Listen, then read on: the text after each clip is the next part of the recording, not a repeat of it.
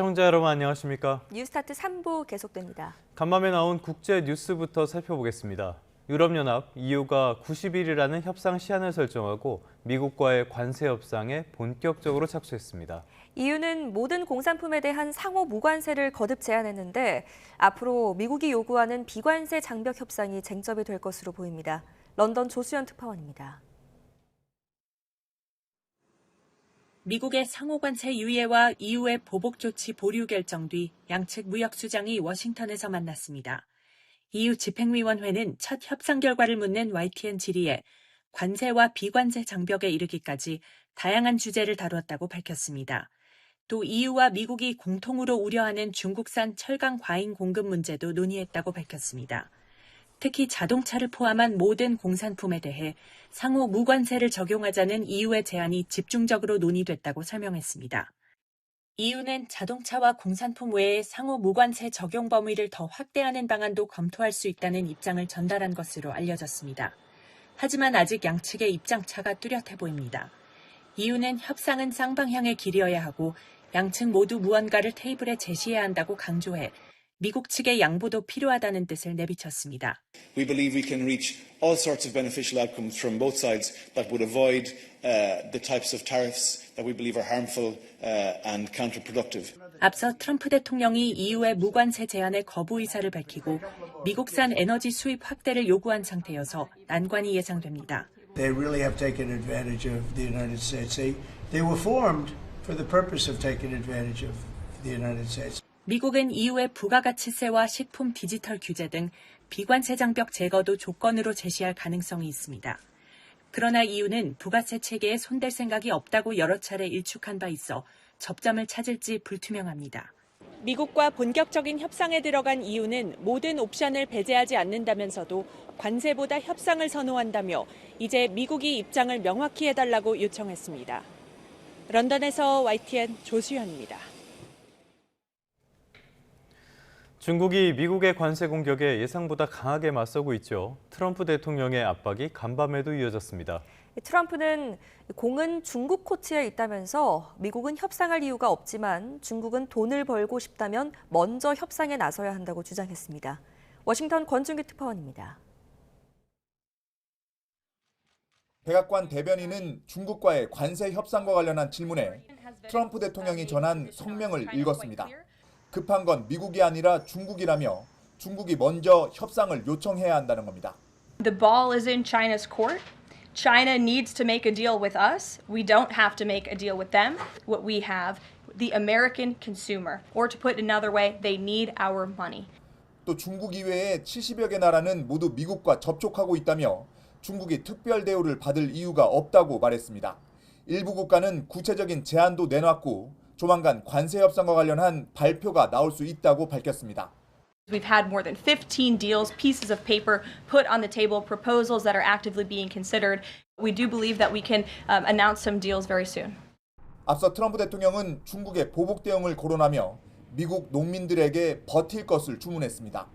집권 1기 때도 중국이 미국 농민들을 잔인하게 대했지만 결국 훌륭한 협상으로 농가에 280억 달러를 지급했다는 겁니다. 레빗 대변인은 미국 농민에 대한 지원책이 검토되고 있다고 설명했습니다. 뉴욕타임스는 미중 간 관세 전쟁으로 펜타닐과 타이완 등 다른 현안에 대한 대화까지 막혔다며 적어도 1년간은 트럼프와 시진핑이 만나기 힘들 것 같은 분위기라고 관측했습니다. 워싱턴에서 YTN 권윤기입니다. 애플이 인도에서 역대 최대 규모의 아이폰 공수 작전을 벌였습니다. 네, 트럼프의 대규모 관세를 앞두고 재고 확보에 나선 것으로 풀이됩니다. 뉴욕에서 이승윤 특파원이 전해드립니다. 애플이 인도에 전세기 6대를 투입해 아이폰 공수작전을 펼쳤습니다. 3월에 인도에서 미국으로 수출된 아이폰은 2조 8천억 원어치로 역대 최대 규모입니다. 트럼프 대통령의 인도에 대한 26%, 중국에 대한 145%의 상호관세 부과를 앞두고 애플이 재고 확보에 나선 겁니다. 스마트폰 등 전자제품은 상호관세에서 제외됐지만 트럼프의 관세 정책이 언제 바뀔지 알 수 없기 때문입니다. The tariff itself would move it to $2,000. If iPhones were made in the U.S., We estimate it would cost $3,500, and now it takes 7 to 8 years to actually happen. 이처럼 관세 전쟁에 대비해 미국 기업들이 수입품 재고 확보에 나섰는데 3월 미국 수입 물가는 전월 대비 0.1% 내렸습니다. 원인은 수입 연료 가격이 2.3% 내렸기 때문. 앞서 지난 2일 트럼프의 상호 관세 발표 이후 경기 침체 우려로 국제 유가는 2021년 이후 최저로 떨어졌습니다. 실제로 식료품과 연료를 제외한 근원 수입 물가는 2개월 연속 0.1% 올랐고 1년 전보다는 0.9% 상승했습니다.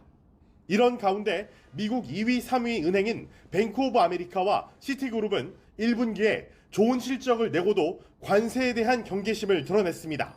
경제 전문가들은 미국 기업들이 1분기에 선방했지만 관세 전쟁이 장기화하면 투자와 소비 위축, 공급망 교란으로 현재의 실적 흐름을 이어나가기가 어려울 수 있다고 경고했습니다. 뉴욕에서 YTN 이승윤입니다. 경기도 광명시에서 지하터널 붕괴 사고가 발생한 지 벌써 엿새째입니다. 오늘도 실종된 작업자 1명을 찾기 위한 구조 작업이 이어지고 있습니다. 밤사이에도 수색은 계속됐는데요. 취재기자 연결해서 자세한 상황 살펴보겠습니다. 김철희 기자, 실종자 수색 작업에 진전이 있습니까? 네, 소방당국은 붕괴 사고 현장 주변에서 밤샘 수색 작업을 벌였는데 아직 실종된 작업자를 발견했다는 소식은 들리지 않고 있습니다. 실종된 50대 작업자는 안전교육장으로 사용하던 컨테이너 안에 있을 것으로 추정되는데요. 소방은 지하 35에서 40m 지점에 해당 컨테이너가 있을 것으로 보고 있습니다. 구조대원들은 어제 이미 지하 20m 지점까지 진입했는데 밤사이 새 굴착기도 투입하며 더 아래쪽을 향해 땅을 파내려 갔습니다. 다만 주말부터 비가 내렸던 터라 추가 붕괴 위험 우려가 있어 안전한지 재차 점검하며 작업을 이어갔습니다. 들어보시겠습니다. 하부 쪽에 잔해물 제거하고 그 위험 요소 계속 재점검하면서 구조물을 제거하고 있습니다. 네, 구조 작업 어떻게 진행되는지 살펴봤고요. 별개로 경찰 수사, 이거는 어떻게 진행되고 있습니까? 네, 경찰은 현장 노동자 12명을 불러 기초적 조사를 마쳤습니다. 이 과정에서 보강공사를 위해 구조물을 내리던 중 사고가 났다는 취지의 진술도 확보했습니다. 크레인을 이용해 H빔을 지하로 내리려고 하는데 터널이 갑자기 무너졌다는 겁니다. 이 밖에도 사고 현장에서 하루 평균 지하수 1,600여 톤이 배출됐던 사실도 추가로 드러났는데요. 많은 양의 지하수에 토사가 휩쓸려가며 터널이 무너졌을 가능성도 제기됩니다. 경찰은 우선 실종자 발견을 기다리겠다는 입장이지만 수색 작업이 마무리되는 대로 주요 관계자를 불러 본격적인 수사에 착수할 것으로 보입니다. 지금까지 사회부에서 YTN 김철입니다. 다른 사건 사고 소식도 살펴보겠습니다. 인천 부평역 앞의 도로에서 가로 5m 크기의 땅 꺼짐 사건이 발생해 인천시가 정밀 진단에 나서기로 했습니다. 대전 통영고속도로에서는 졸음운전으로 차량 석 대가 잇따라 추돌했습니다. 최하영 기자가 보도합니다. 인천 부평역 앞 횡단보도 주변에 통제선이 쳐졌습니다. 가까이 가보니 도로가 울퉁불퉁 내려앉았습니다. 어제 저녁 8시쯤 가로 5m, 깊이 10cm의 땅꺼짐이 발생했습니다. 다행히 다친 사람은 없었습니다. 인천시는 도로 아래 얼었던 흙이 따뜻해진 날씨에 녹으면서 집안이 내려앉은 것으로 추정하고 있습니다.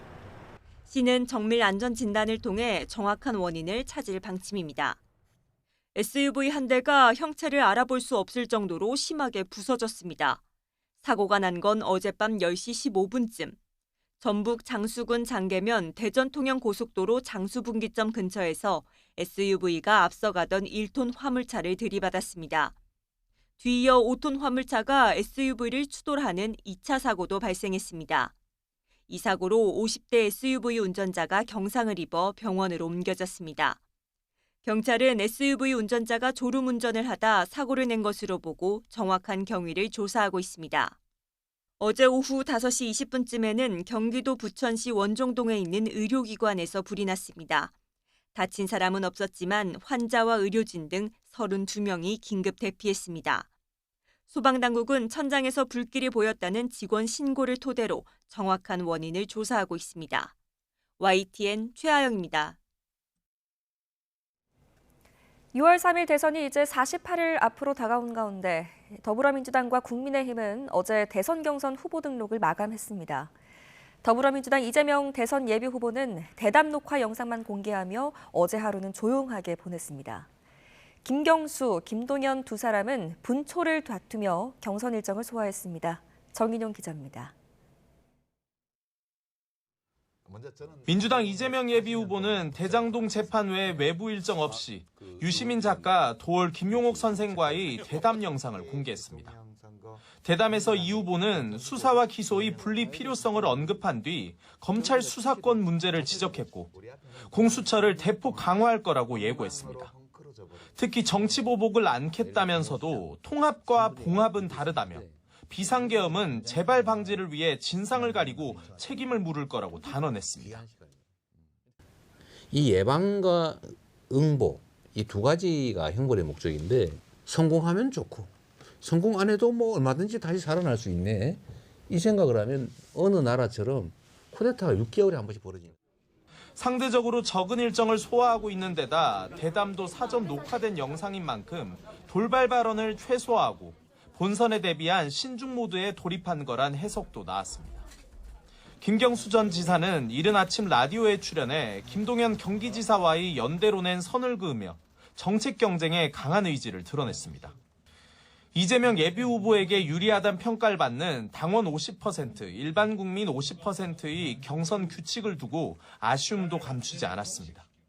불가피하게 조기 대선이라 보여줄 수밖에 없었지만 앞으로는 좀 미리 규칙을 확정하고 거기에 따라서 선수들도 미리미리 준비해서 공정하게. 김 전 지사는 상가 건물의 폐업 공실에서 자영업자들의 애로사항도 청취하는 등 쉴 틈 없는 선거 일정을 소화했습니다. 김동연 지사는 경기도청 집무실에서 자동차 업계 관계자들을 만나 트럼프발 관세 전쟁에 따른 부품업계 대응책 마련에 주력했습니다. 경기 광명시 신안산선 붕괴 사고 현장도 찾아 주민 안전을 살폈는데 아직 찾지 못한 실종자 수색에 최선을 다해달라고 당부했습니다.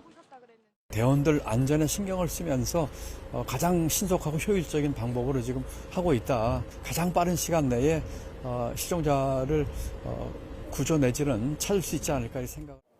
이런 가운데 민주당과 조국혁신당 등 5개 정당은 원탁회의를 통해 내란 세력 재집권 저지를 위한 연대의 뜻을 모았습니다.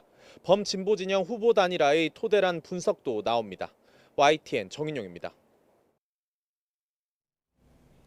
한덕수 대통령 권한대행이 국민의힘 경선에는 참여하지 않았지만 당내에선 한대행의 출마를 요구하는 목소리가 계속되고 있습니다. 경선에 뛰어든 다른 주자들은 한대행이 경선 없이 차출되는 건 사실상 특혜라며 불편한 심기를 드러냈습니다. 손효정 기자입니다. 한덕수 대통령 권한대행이 국민의힘 대선 경선 후보로 등록하진 않았지만 당내 한덕수 출마론은 여전히 살아있는 카드입니다. 한대행이 대선 후보 공직자 사퇴 시한인 다음 달 4일까지 총리직을 내려놓고 무소속 출마를 선언하는 시나리오가 남았기 때문입니다. 한덕수 출마론을 가장 적극적으로 밀어왔다 평가받는 박수영 의원은 한대행의 대선 출마 가능성이 65%까지 올라왔다고 주장했는데 한대행 역시 명확한 입장을 밝히지 않으면서 대권 행보 가능성이 열려있다는 관측이 나오고 있습니다. 출마를 공식화한 국민의힘 주자들은 좀처럼 식지 않는 한덕수 대망론에 불편함을 내비쳤습니다. 기승전 용병론이죠. 우리 당에 늘 이번 대통령은 정말 국회 정치 모르고서는 힘듭니다. 경선의 의미가 무엇이냐는 지적과 함께 한대행 추대 의원들을 향한 날선 비판도 나왔습니다. 한덕수 권한대행 본인이 판단할 문제라고 생각합니다. 그런데 이제 우리가 경선하는 사람들 입장에서 볼 때는 조금 맥이 빠지는 것도 사실이죠. 몇몇 의원들이 이건 어떠냐라고 하면서 바람잡고 있는 거잖아요. 좀 거칠게 비유하자면 테마주 주가 조작 같은 거잖아요. 당 지도부 역시 주자들의 동요에 한대행의 출마 요구는 자제하고 경선에 집중하라고 공개 경고했습니다. 추가적인 출마설 언급은 국민의힘 경선 흥행은 물론 권한대행으로서의 중요 업무 수행에도 도움이 되지 않으리라고 생각됩니다. 보수 진영의 한대행 출마론에 민주당은 땜빵 주자 떴다방 후보 아니냐며 한대행이 결국 제2의 반기문이 될 거라고 날을 세웠습니다. 대선에 나온다면 각오해야 할 것입니다. 언론과 국민이 대선에 출마한 한덕수 총리를 양파, 껍질 벗기듯 하나하나 검증할 것입니다. 본격 경선 레이스와 함께 수면 위로 떠오른 한덕수 출마론이 좀처럼 가라앉지 않으면서 국민의힘이 경쟁력 있는 당내 후보를 선출할 기회와 기대를 스스로 꺾어버리고 있다는 비판도 적지 않습니다. YTN 손효정입니다. 오늘의 주요 재판입니다. 지난해 비상계엄 당시 국회를 봉쇄하는 등 내란에 가담한 혐의로 기소된 조지호 경찰청장과 김봉식 전 서울경찰청장의 4차 공판이 오늘 열립니다. 재판부는 구민의 방첩사령부 수사조정과장을 시작으로 경찰의 정치인 체포조 운영에 관한 증인 신문을 진행할 예정입니다. 윤석열 전 대통령의 배우자 김건희 여사를 조롱한 혐의로 기소됐다가 1심에서 무죄를 선고받은 진혜원 검사가 오늘 항소심 선고를 받습니다. 진혜원 검사는 자신의 SNS에 더불어민주당 지지 의사를 밝히며 특정 후보자를 지지하거나 김 여사의 과거 사진을 올리며 유흥주점 루머에 관한 언급을 한 혐의로 재판에 넘겨진 바 있습니다. 뮤지컬 총연출 당시 하급자를 추행한 혐의로 1심에서 징역형의 집행유예를 선고받은 김명곤 전 문화부 장관이 오늘 항소심을 선고받습니다. 김 전 장관은 지난 2014년 뮤지컬 총연출을 맡을 당시 업무상 하급자인 피해자에게 원치 않는 신체 접촉을 하는 등 추행한 혐의로 1심에서 징역 4개월에 집행유예 1년을 선고받았습니다.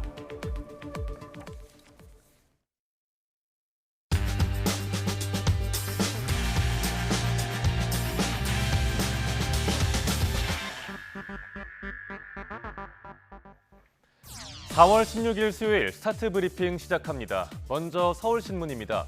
조기 대선 레이스가 본격적으로 시작됐죠. 주자들은 경선을 치를 캠프 사무실을 열고 있습니다.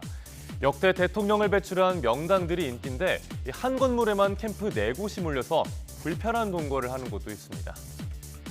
네, 여의도 지도로 같이 보겠습니다. 대부분이 국회 또는 당사와 가까운 곳에 사무실을 차렸는데 여의도 명당들로 꼽힙니다. 이재명 전 더불어민주당 대표는 용산 빌딩에, 김동연 경기지사는 대산 빌딩에 사무실을 꾸렸습니다. 흥미로운 건 국민의힘 잠룡들입니다. 김문수 전 고용노동부 장관과 홍준표 전 대구시장, 한동훈 전 국민의힘 대표, 유정북 인천시장까지 4명이 대하 빌딩에서 불편한 동거 중입니다. 용산 빌딩은 이명박 전 대통령이 대선 캠프를 꾸렸던 곳이고요. 대하 빌딩은 김대중, 박근혜, 윤석열 3명의 전 대통령이 대선 캠프 사무실로 썼던 곳입니다. 여의도 명당 중에 명당이라 그만큼 인기가 많습니다. 안철수, 이철우, 김두관 등의 잠룡들도 여의도에 사무실을 마련했습니다. 다만 정치적으로는 엮이고 싶지 않은 빌딩도 있어서 캠프로 쓸 수 있는 곳은 정해져 있다고 인근 공인중개사들은 말합니다. 또 지어진 지 좀 오래된 건물이라 주변 시세보다 임대료가 싼 측면도 있다고 하네요. 다음 경향신문입니다. 최근 싱크홀 등 집안 침하 사고가 잇따르면서 시민의 불안이 큽니다. 원인으로는 지하개발공사가 지목되는데 도심 지하개발이 4년 사이에 2배나 늘어났습니다. 네, 먼저 지하 안전평가가 얼마나 실시되는지 보겠습니다. 10m 이상의 굴착 터널 공사를 진행하려면 받아야 하는 절차인데요. 2019년에는 211건에서 2023년에는 395건으로 1.87배 늘어났습니다. 지하 안전평가가 늘었다는 것은 그만큼 지하개발 사업도 증가했다는 의미입니다. 지역별로는 서울과 경기가 이렇게 절반 이상을 차지합니다. 또 깊이 28m 이상의 굴착 공사도 4년 사이에 2.23배가 늘었습니다. 평균 굴착 깊이도 2019년에는 27.34m에서 2023년에는 29.86m로 2.5m 이상이 깊어졌습니다. 네, 문제는 무분별한 지하개발이 집안 침하 사고의 직접적인 원인이면서 또 상하수관 손상의 간접적 원인도 될 수 있다는 겁니다. 최근 7년간 발생한 집안 침하 원인 중에 노후화된 상하수관 손상이 814건으로 한 60% 정도에 달합니다. 서울 하수관로의 30%는 50년이 넘었고요. 네, 무분별한 지하 개발이 집안 침하 사고에 미치는 영향은 아직 정확하게는 조사되지 않고 있습니다. 전문가들은 보다 입체적인 조사가 필요하다고 목소리를 높이는 중입니다. 끝으로 조선일보입니다. 하버드대가 트럼프 대통령에게 반기를 들었습니다. 정부의 요구를 따르지 않겠다는 공식 입장을 발표했는데요. 어떤 정권도 대학의 지시는 못한다면서 굽히지 않겠다고 선언한 겁니다. 네, 하버드대가 있는 미국 매사추세츠주의 케임브리지로 가보겠습니다. 하버드에서 손 떼라라는 손팻말이 눈에 띄네요. 트럼프 행정부는 말 안 들으면 보조금을 중단하겠다고 했지만 하버드는 물러서지 않고 있습니다. 뉴욕타임스는 연방정부와 미국에서 가장 부유한 대학의 대결이 시작됐다고 전했습니다. 트럼프 정부는 반이스라엘 성향 학생의 입학 중단과 다양성 우대 정책 폐지 등을 요구했습니다. 이에 하버드대는 학문의 자유를 침해하는 조치이고 학생 선발과 교육은 대학의 권한이라며 적극적으로 맞서고 있습니다. 이런 하버드대의 맷집은 76조 원에 이르는 천문학적인 규모의 기금에서 나옵니다. 또 이미 7억 5천만 달러의 채권까지 발행해서 총탄을 마련해놨습니다. 이렇게 하버드대가 최전선에 서자 앞서 정부 요구를 받아들였던 컬럼비아대도 독립성과 자율성을 지키겠다는 성명을 냈습니다. 또 프린스턴대 총장도 항전 의지를 밝히는 등 다른 대학들도 움직이는 분위기입니다. 4월 16일 아침 신문 살펴봤습니다. 지금까지 스타트 브리핑이었습니다.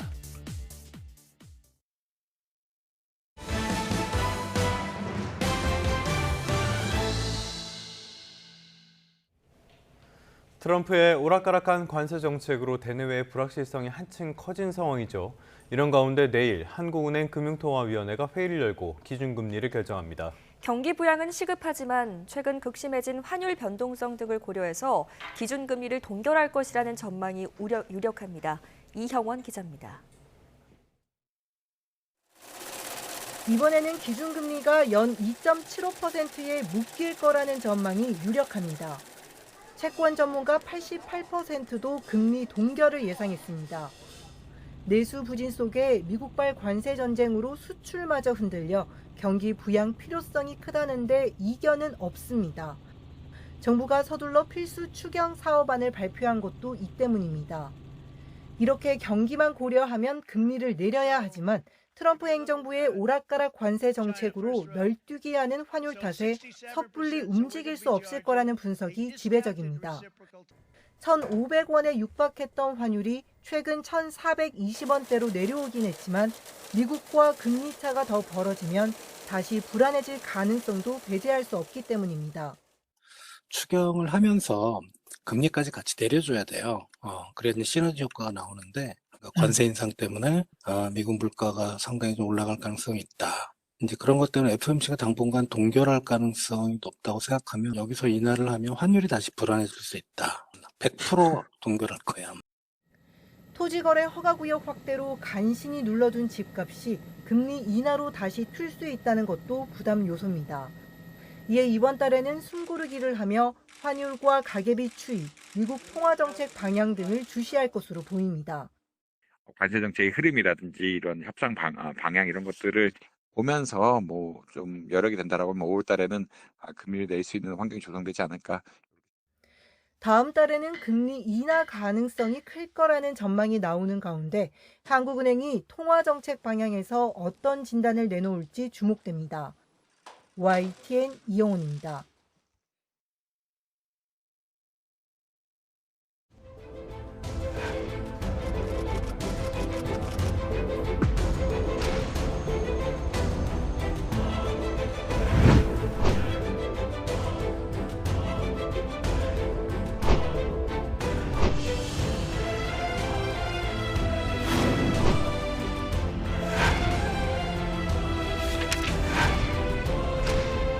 왜 민감국가 명단에 올라갔는지 우리 정부는 보안 문제 관련이라고 밝혔을 뿐 아직 구체적인 이유도 파악하지 못하고 있습니다.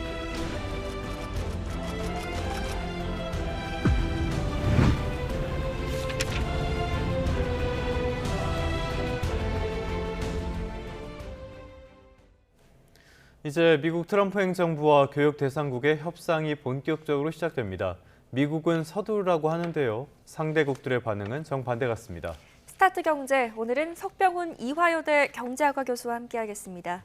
교수님 어서 오십시오. 어서 오십시오. 상호 관세를 유예한 다음에 한국과의 무역 협상 우선국이라고 하면서 다음 주에 시작할 거라고 예고를 했어요. 어떻게 이야기를 하고 있습니까? 예, 스콧 베센트 미 재무부 장관에 따르면요. 지난주에는 베트남, 수요일에는 일본, 다음 주에는 한국과 협상이 시작될 것이다라고 발표를 했습니다.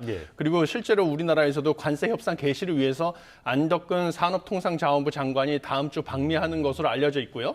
그다음에 다음 달에는 제이미슨 그리어 미국 무역 대표부 대표의 방안을 조율 중이다라고 알려져 있습니다. 이 제이미슨 그리어 미국 무역 대표부 대표가 실제로 방안을 하게 되면 트럼프 행정부 2기 출범 이후 첫 장관급 방안이 될 예정이고요. 최상목 부총리 겸 기재부 장관 역시 다음 주에 예정된 G20 재무장관 회의에 방미를 할 예정인데 이때 스콧 베센트 재무부 장관과 좀 면담을 추진하고 있는 것으로 알려져 있습니다. 네, 이 미국 측에서 먼저 움직일수록 유리할 것이다 이렇게 말을 하고 있는데 어떤 의미일까요? 이것은 미국 측에서 일종의 협상 전략이라고 보고 있는데요. 실제로 한국, 그다음에 일본, 영국, 호주, 인도 5개국을 찝어가지고 최우선 협상 대상으로 삼고요. 그다음에 협상 대상국이 미국이 수용할 만한 선물 보따리를 빨리 내놓을수록 좋은 조건을 우리가 주겠다. 상호 관세를 많이 깎아주겠다. 이런 압박성 메시지를 내놓은 것이라고 보여지고 있습니다. 실제로 상호 관세 유예 기간이 90일밖에 안 돼가지고 뭐 무역 협정을 체결하기엔 시간이 상당히 촉박하기 때문에요. 무역 수지 개선이나 무역 장벽 완화와 관련된 간소화된 형태의 합의를 해도 괜찮다라고 밝혀가지고 그런 종류의 타결을 유도하기 위한 압박성 메시지로 보입니다. 그런데 이 말에 교수님 공감하시는지 모르겠습니다. 상대방들은 오히려 시간을 끄는 게 더 유리할 수 있다 이런 전망들을 하고 있는데 교수님은 어떻게 보십니까? 예, 시간을 끄는 게 리스크 이제 분산 차원에서 유리할 것이다 이렇게 보고 있습니다. 왜냐하면 어느 나라도 어떤 조건을 제시할지 모르는 상황에서요. 먼저 조건을 제시하는 사람이 뭔가 이렇게 기준이 되면서 다른 사람에게는 더 좋은 조건을 제시하라고 압박을 할 용도로 이런 발언을 한 것으로 보이기 때문에요. 선제적으로 더 뭔가 과다한 조건을 제시하게 될 가능성도 크다. 이래서 조급한 나라가 제일 먼저 좋은 조건을 제시할 가능성이 크다 이렇게 보고 있습니다. 그래서 시간을 끌 필요가 있다 이렇게 보입니다. 다음 주에 이제 우리나라와 협상을 진행하게 될 텐데 일각에서는 이 LNG 사업 참여를 협상 카드로 내놓는 것이 굉장히 또 유리할 수도 있다 이런 전망이 있는 것 이익이 될 수도 있을 거라는 견해가 있는 것 같습니다. 왜냐하면 리스크가 크기는 해도 이번 참여를 대가로 뭐 자동차 품목 관세라든지 아니면 90일 동안 유예되고 있는 그 상호 관세율을 낮출 수 있는 어떤 협상 카드가 될 수 있다.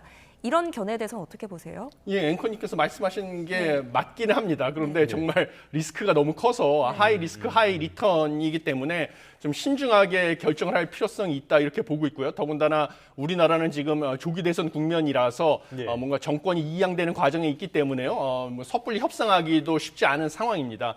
알래스카 LNG 사업 같은 경우는 사실 북극해 연안인 프로도베이 포인트 톰슨 가스전에서부터 거기를 개발해서 이제 남쪽의 니키스키 부동항까지 가스관을 연결하는 그런 대규모 사업이죠. 1,300km에 달하는 가스관 연결해야 되기 때문에요. 한 390억에서 440억 달러가 들어갈 것으로 비용만 추산이 되고 있는데요. 이것은 미국이 우리나라에게 방위비, 트럼프 미 대통령이 그 요구했던 방위비 분담금을 100억 달러를 요구했습니다. 이거에 최소 4배 가까이 비용이 들어가는 막대한 규모라서 만약에 여기에 우리가 투자를 결정하고요. 그다음에 투자를 한다면 여기서 생산되는 LNG까지 장기 구매하기를 원하고 있기 때문에요. 그걸 실제로 응해준다고 하면 현 시점에서 우리가 제시할 수 있는 가장 큰 선물 보따리가 될 예정입니다. 그런데 뭐 여기 아시다시피 항상 그 영구 동토층이기 때문에 공사 환경이 아주 혹독하고요. 그다음에 환경보호 이슈까지 얽혀 있어가지고 사실은 사업 기간도 상당히 늘어질 수 있고 그다음에 비용도 커서요. 상당히 위험한 사업이 될 수 있다. 그래서 하이 리스크, 하이 리턴이다. 그래서 일본 같은 나라도 압박을 하고 있기 때문에요. 그 나라들이 협상 속도를 맞춰가지고 뭔가 리스크를 분산하는 필요가 있다. 이렇게 보고 있습니다. 사실 뭐 정말 돈이 되고 사업성이 있는 사업이라면은 미국 기업들이 왜 다 일찌감치 다 포기를 했겠습니까? 돈 되면 다 했겠죠. 그런데 이런 상황 속에서 미국이 반도체 수입이 국가 안보에 미치는 영향에 대한 조사를 시작했다고 밝혔어요. 이거는 품목별 관세 부과 수순이라고 봐야 될까요? 예, 그렇습니다. 사실 지난 5일에 모든 수입품에 대해서 10% 보편 관세를 부과할 때 반도체와 의약품이 빠져가지고 사실 시장에서 호재로 받아들였었는데요. 그것을 부인하면서 사실은 우리가 이것을 뺀 것은 품목별 관세를 부과하기 위해서 이 중요한 것을 제외한 것이다라고 얘기를 했었습니다. 실제로 미국 상무부가요, 반도체뿐만 아니라 의약품 수입이 국가 안보에 미치는 영향을 조사하기 시작했다고 밝혔는데 이것은 품목별 관세를 부과하는 근거로 무역확장법 232조를 사용하기 위함입니다. 이것은 특정 품목 수입이 국가 안보를 위협한다고 판단이 되면 관세를 통해 수입을 제한할 권한을 대통령에게 준 법안이거든요. 그리고 알루미늄, 철강, 자동차에 대한 품목별 관세를 부과한 근거가 되고요. 미국은 실제로 반도체와 그다음에 의약품에 대해서 전체 공급망을 미국으로 가져오길 원한다라고 수차례 얘기하고 있어가지고 실제로 관세가 부과되면 우리 주력 수출품 중에 하나인 반도체와 의약품들에 있어서 큰 타격이 예상이 됩니다. 또 미국 에너지부가 우리나라 한국을 이른바 민감 국가 리스트에 이제 포함시킨 조치가 발효됐습니다. 일단 이 민감 국가에 포함된다면 어떤 것들이 좀 달라지게 되나요? 예, 먼저 민감 국가가 무엇인지부터 간략하게 말씀을 드리면요. 미국 에너지부가 미국 입장에서 정책적 고려가 필요한 국가를 포함시킬 수가 있는데요. 왜 정책적 고려가 필요하냐면 국가 안보나 핵 비확산, 그다음에 지역 불안정, 경제 안보 위협, 테러 지원 등의 이유로 여기에 포함을 시킬 수가 있습니다. 그런데 뭐 등급이 있거든요. 그래서 뭐 러시아, 중국 같은 핵 보유국이나 북한, 이란, 시리아 등 테러 지원국 같은 경우는 좀 제한이 많이 걸리고요. 우리가 포함된 기타 지정 국가는 리스트상 최하의 범주라서 제한 조건은 좀 낮은 수준입니다. 그래서 우리가 걸리는 제한은 에너지부 산하의 17개 연구소에 우리 연구진이 방문하게 되면 최소 45일 전에 관련 재료 제출해서 별도의 허가를 받아야 되고 또 미국 측의 연구진이 우리나라에 방문할 때도 추가적인 보안 절차가 있어야 된다라는 제한이 걸리다 보니까 일상적인 과학 협력에서 장애 요인이 될 수밖에 없다 이런 상황이 되었습니다. 이 부분도 빨리 좀 해소가 됐으면 좋겠는데 해제까지는 시간이 어쨌든 필요할 수밖에 없을 것 같아요. 예, 그렇습니다. 지난 사실 1월 초 바이든 행정부 때부터 우리가 포함된다는 게 보도가 되면서요. 뒤늦게 알고 정부가 이제 전방위적으로 실제 리스트에 포함되는 게 발효되는 것을 막기 위해서 노력을 했는데요. 사실 포함이 됐습니다. 그런데 그 이유는 미국 측에서 얘기하기로는 이것을 제외하는데 시간이 필요하다, 물리적 시간이 필요하다라는 이유였습니다. 실제로 제한을 리스트를 빼기 위해서는요. 연례 검토 등 자체적인 과정이 선행돼야 되기 때문에 상당히 시간이 필요하기 때문에 사실 우리 입장에서는 여기 왜 포함됐는지 이유도 불분명하고 언제 빠질지도 몰라가지고 상당히 좀 안타까운 상황이 되었습니다. 네. 한편 이제 미중 무역 전쟁이 점점 더 고도화 또 심화되는 것 같습니다. 미국이 오락가락한 관세 정책으로 혼란을 보이고 있는데 중국이 히토류 안 팔겠다 이런 조치를 취했네요. 예, 이것은 중국 입장에서는 좀 철저하게 계산해서 미국의 약점을 갖다가 정밀하게 타격한 정책이다라고 저는 보고 있습니다. 그동안에 트럼프 행정부가 중국에 대해서 지금 누적 관세율 145%에 달하는 관세 무차별 폭격을 해서 중국이 125%까지 보복 관세로 올렸지만요. 이미 양국의 국제 무역은 단절된 수준까지 관세가 높아졌습니다. 그러니까 더 이상 보복 관세를 부과하는 것은 의미가 없다고 판단을 했고 조기의 무역 전쟁을 끝내기 위한 목적으로 미국의 취약점을 계산해서 정밀 타격을 한 건데요. 수출 통제 조치에 들어간 중히토류와 히토류 자석은 사실 지금 90% 이상을 중국에서 공급을 하고 있습니다. 전 세계 공급량에. 그렇기 때문에 중국이 독점 공급을 하고 있는 것이고 이것은 뭐 방위 산업, 그다음에 우주선, 드론, 뭐 인공지능 서버, 스마트폰까지 모든 첨단 산업에 광범위하게 쓰여서 다른 광물 자원으로 조기에 대체하기도 불가능한 것이라서 좀 미국의 취약점을 갖다가 정확하게 짚어서 타격을 한 것이다 이렇게 보고 있습니다. 알겠습니다. 그 중국 쪽에서 미국이 취약한 부분들, 뭐 농산물이라든지 원자재라든지 이쪽으로 전선을 넓히고 있는데 이렇게 되면 갈등이 더 격화될 거고요. 원자재를 이미 수출 통제하기 시작했다는 점에서는 선을 넘은 것이 아니냐 이런 평가도 나오거든요. 교수님께서는 어떻게 보십니까? 예, 지금 뭐 양국의 갈등이 상당히 격화되고 있는데요. 저는 오히려 이런 지금 상황이 미국과 중국 간의 무역 전쟁을 좀 예상보다 이른 시기에 협상을 통해서 종료할 수도 있다라고 보고 있습니다. 왜냐하면 중국의 아까 말씀드린 것처럼 히토류 수출 통제라는 것은 미국 기업도 지금 많이 비축량이 많지 않은 상태에서 수개월 내에 비축 물량이 종료가 되면 첨단 산업 생산이 올 스톱될 위기거든요. 그래서 미국은 중국의 히토류가 필요하고요. 중국도 대미 수출이 여전히 절실합니다. 왜냐하면 중국이 정부 주도 투자로 인해서 제조업 과잉 생산이 문제가 되고 있는데요. 지금 부동산 경기 부진이 유발한 내수 침체 때문에 과잉 생산된 제품을 중국 내수 시장에서 수용할 수가 없는 상황입니다. 그래서 물가가 지속적으로 하락하는 디플레이션을 경험하고 있어서 지금 중국의 입장에서 여전히 최대 수출국인 미국으로의 수출은 절실해서 양국의 이런 절실함이 맞아떨어지고 중국이 미국의 가장 아픈 곳을 찔렀기 때문에 오히려 협상은 예상보다 조기에 타결이 될 가능성이 크다. 하지만 언제든지 중국과 미국 간의 무역 수지 불균형이 조기에 해결되지 않으면 트럼프 행정부가 다시 무역 전쟁을 유발할 수도 있어서 불확실성은 남아 있는 상태입니다.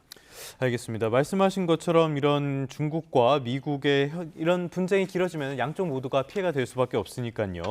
그런데 미국 쪽에서 원자재 공급망 같은 것들 이런 것들을 다변화하는 노력도 하는 것 같은데 쉽지는 않나 보죠? 예, 쉽지 않습니다. 그런 면에서 이게 중국이 활용할 수 있는 최대의 무기였는데요.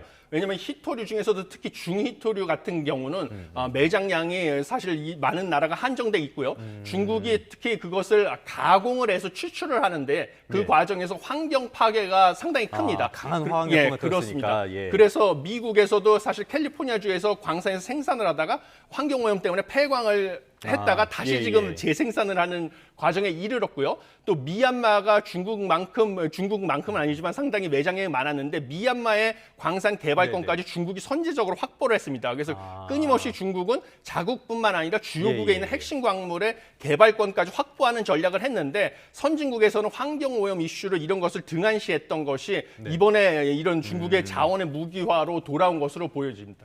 네. 알겠습니다. 이제 다음으로는 또 밤사이 뉴욕 증시 상황도 살펴보겠습니다. 어땠나요? 예, 뉴욕 증시는 지금 약보합세를 보였는데요. 지금 보면 S&P 500 지수, 그다음에 다우존스 지수, 나스닥 지수 모두 소폭 하락을 했습니다. 가장 큰 이유는 관세 협상은 특별히 진정된 것이 없는데 중국이 미국 보잉 항공기와 부품의 구매를 추가로 금지하는 조치를 내리면서 그 양국 간의 무역 전쟁이 더 격화되는 모습을 보이니까 사실 동반 약세로 마감이 됐다. 이렇게 보고 있습니다. 알겠습니다. 그런데 간밤에 나온 소식을 보면은 미국이 이런 무역 협상 상황에서 무역 분쟁 상황에서 중국을 압박하기 위해서 미국 증시에 상장된 중국 기업들을 퇴출하겠다라는 계획도 세우고 있다고 어떤 매체가 보도를 했더라고요. 가능한 얘기입니까, 이게? 예, 지금 사실 그게 만약에 실행이 된다면 미국 측이 엄청나게 큰 손해를 볼 것입니다. 미국의 국제 신뢰성이 손실이 돼서 그럼 이제 세상에 어느 나라도 미국과의 금융거래라든지 무역거래를 하지 않으려고 들 가능성도 크다. 이렇게 보고 있는데요. 사실 지금 현재 3월 7일 기준으로 중국 기업 286개가 미 증시에 상장이 돼 있고 총 시가총액은 무려 1조 1천억 달러에 달합니다. 그런데 실제로 미국이 외국 회사 문책법이나 행정명령 등을 통해서 이 중국 기업들을 상장 폐지를 할 수 있다라고 하는데요. 실제로 이게 퇴출이 되면 미국 금융시장에 엄청난 후폭풍이 올 거고 미국의 신뢰성이 손실이 될 겁니다. 그런데 이것은 제가 보기엔 두 가지를 보여주고 있다라는 건데 첫 번째는 중국과의 무역 전쟁에서 승리하기 위해서 미국이 수단과 방법을 가리지 않는다는 점을 보여주고요. 다른 하나는 미국이 수단과 방법을 가리지 않고 나설 정도로 상당히 지금 절박하다라는 것입니다. 그것은 아까 말씀드린 것처럼 중히토류 수출 통제가 제가 보기에는 핵심인 것 같습니다. 미국이 생각보다 비축 물량이 많지 않은 것으로 보여져가지고요. 조기에 중국과 무역 협상을 타결하기 위해서 지금 이런 조치까지 할 수 있다는 이런 협상력을 강화하기 위한 것으로 보이고 있습니다. 네, 마지막으로 짧게 좀 답변을 해주시면 좋을 것 같습니다. 글로벌 경제 불확실성이 이제 커졌는데 내일 한은 금통위가 열립니다. 뭐 어떻게 전망을 하세요? 전망은 동결할 것으로 보이는데요. 왜냐하면 이미 채권 시장 전문가가 88%나 동결을 전망하기 때문에 한국은행 입장에서는 시장에 충격을 주지 않기 위해서 동결이 유력하다 이렇게 보지만요. 저는 개인적으로는 인하를 해야 된다라고 보고 있습니다. 왜냐하면 우리나라 경기 침체 우려가 더 컸고 물가 상승률은 2% 이미 안팎이라서 한국은행의 물가 안정 목표를 달성했다고 볼 수 있습니다. 그래서 기준금리 결정은 경기 침체 우려 대응에 방점을 둬야 되고요. 때마침 환율도 1,400 20원대까지 내려와서 네네네. 지금 일부 하락한 상황이다 보니까 지금 환율 변동성이 커져서 이번에 인하 시점을 늦추게 되면 다시 인하 시점을 잡기가 쉽지 않을 수도 있다. 이래서 제가 보기에는 공격적으로 인하할 필요가 있다. 저는 이렇게 보지만 동결할 것이 예상됩니다. 경기를 봤을 때는 인하를 해야 되지만 어느 쪽도 선택하기가 쉽지 않아서 동결 가능성이 커 보인다는 이야기까지 들어봤습니다. 오늘은 석병훈 이화여자대학교 경제학과 교수와 함께 이야기 나눠봤습니다. 오늘 말씀 고맙습니다. 잘 들었습니다.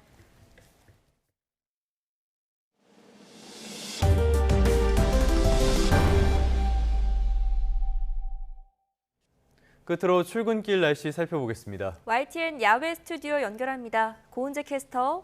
네, 고은재입니다. 오늘 날씨는 어떨 걸로 지금 예보가 돼 있습니까? 네, 오늘부터는 다시 따뜻한 봄 날씨가 돌아오겠습니다. 아침인 지금도 서울 기온이 7도로 어제보다 쌀쌀함이 훨씬 덜한데요. 한낮에는 서울이 22도, 대구가 26도까지 껑충 올라서 일교차가 무려 15도에서 20도 안팎까지 크게 벌어지겠습니다. 날은 다시 따뜻해지는데 독감 환자가 크게 늘고 있다고요?